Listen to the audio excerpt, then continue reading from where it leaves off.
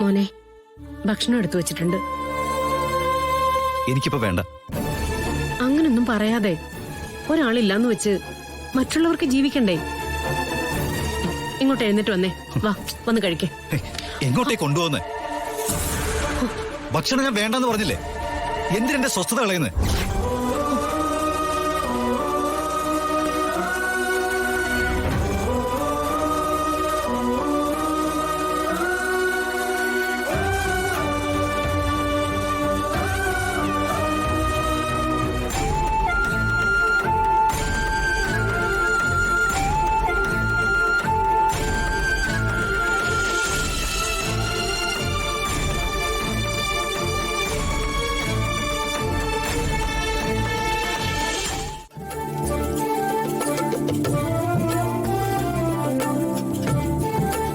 കുഞ്ഞേ, ഞാൻ ചോദിച്ചത് നീ കേട്ടില്ലേ?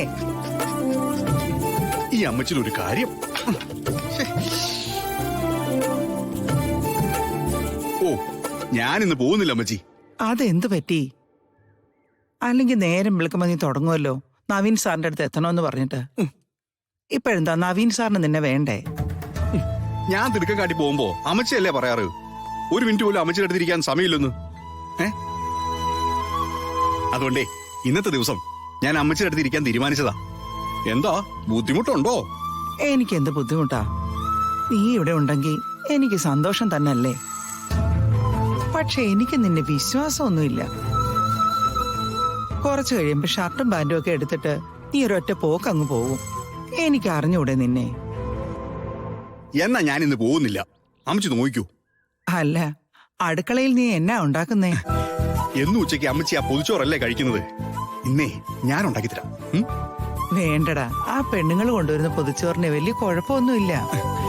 ഇന്നല്ല, ഇനിയുള്ള എല്ലാ ദിവസവും ഞാൻ അമ്മച്ചിക്ക് വെച്ചിരാൻ പോകുന്നത്.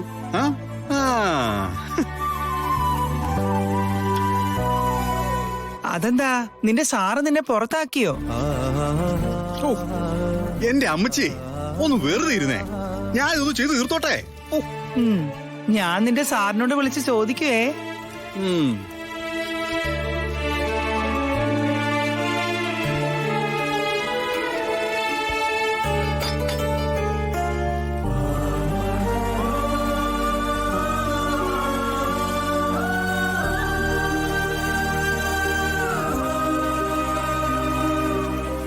ഞാൻ പറയാം സാറേ, താനൊന്നും പറയണോ?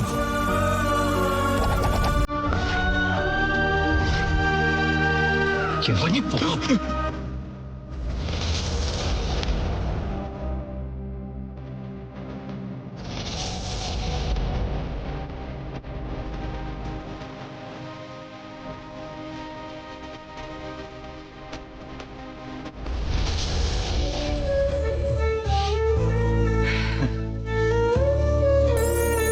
എന്താടാ നിന്റെ ശബ്ദം ഒന്നും കേൾക്കാത്തേ?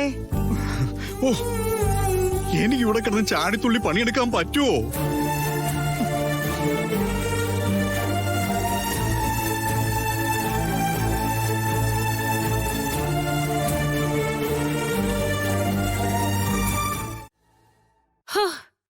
ഇപ്പൊ ഈ കുടുംബത്തിൽ എന്തൊരു ശാന്തതയാ. അല്ലെങ്കിൽ നേരം വെളുത്തു കഴിഞ്ഞാൽ രാമരാമെന്ന് കേൾക്കുന്ന പോലെ മാണിക്കുഞ്ഞെന്നുള്ള വിളിയായിരുന്നു. എന്നിട്ട് അതിലെ ഇതിലെ ചുണ്ടലി പായുന്ന പോലെ അവനൊരു പാച്ചിലും. എല്ലാം ഒറ്റടിക്കങ്ങ് അവസാനിച്ചല്ലോ. അമ്മയുടെ ബുദ്ധി കൊള്ളാം, പക്ഷെ പിടിക്കപ്പെടാതെ നോക്കിക്കോണം. ഇതൊരു കാരണവശാലും പിടിക്കപ്പെടില്ലടി മോളെ. മാണിക്കുഞ്ഞിനി ഒരു കാരണവശാലും ഈ തറവാട്ടിലേക്ക് തിരിച്ചു വരികയില്ല.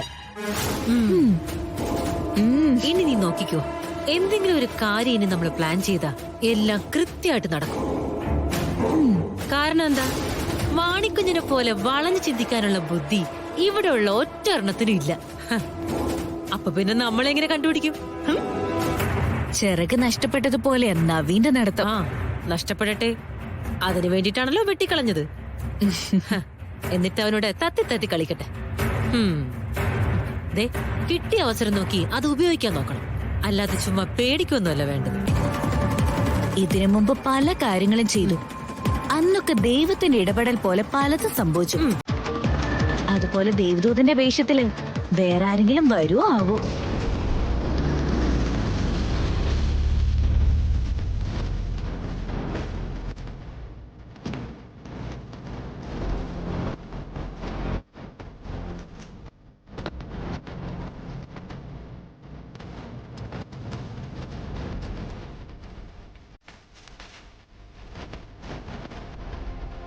താനെന്താ നോക്കുന്നേ?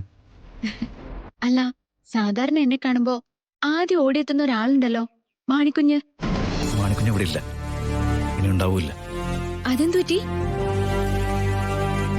ഓ, മാണിക്കുഞ്ഞിന് വേറെ എന്തേലും ജോലി ശരിയായോ? അയാൾ അങ്ങനെ നവീനെ വിട്ട് പോവാറില്ലല്ലോ. ഞാൻ പറഞ്ഞയച്ചതാ. എന്തിനാ? അമ്മയുടെ അലമാരയിൽ നിന്ന് നഷ്ടപ്പെട്ട ആഭരണങ്ങള് എത്ര ആണ്ടുകളുടെ പഴക്കമുണ്ടെന്നാ. കളരിക്കൽ തറവാട്ടിന്റെ പാരമ്പര്യം മുഴുവൻ അതിലായിരിക്കുന്നെന്ന അമ്മയുടെ വിശ്വാസം.